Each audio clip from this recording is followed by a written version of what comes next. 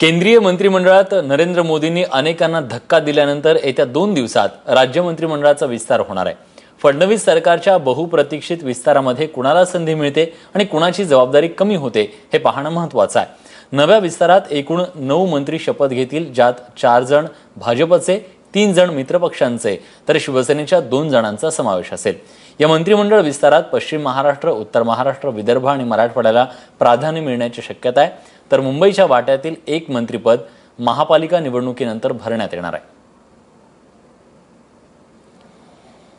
पश्चिम महाराष्ट्रामधून भाजप कोणाला उमेदवारी देऊ शकतं, तर सुरेश खाडे किंवा शिवाजीराव नाईक यांची नावं सध्या चर्चेत आहेत।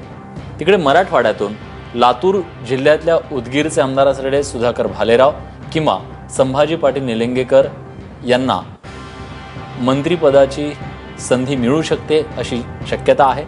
तर विदर्भातून भाजपचे ज्येष्ठ नेते पांडुरंग फुंडकर, संजय कुटे, मदन येरावार यांच्यापैकी एकाला संधी मिळू शकते। उत्तर महाराष्ट्रातून खरं तर खडसे गेलेत, त्याच्यामुळे या ठिकाणाहून कुणाला संधी मिळते हे पाहणं महत्त्वाचं आहे। जयकुमार रावळ यांचं नाव बऱ्याच दिवसापासून चर्चेत आहे, तर खडसेंमुळे हरिभाऊ जावळे यांना संधी मिळू शकते असंही बोललं जातं।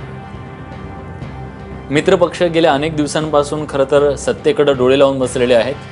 स्वाभिमानी शेतकरी संघटनेचे सदाभाऊ खोत यांना, महादेव जानकर, त्याचबरोबर विनायक मेटेंना देखील कदाचित संधी मिळू शकते। गुलाबराव पाटील शिवसेनेचे हे 2 मंत्री कदाचित असू शकतात, उत्तम महाराष्ट्रातून गुलाबराव पाटील आणि अर्जुन खोतकर मराठवाड्यातून। तेव्हा कुणाच्या पदरात हे मंत्रिपद पडतं हे पाहणं महत्त्वाचं आहे।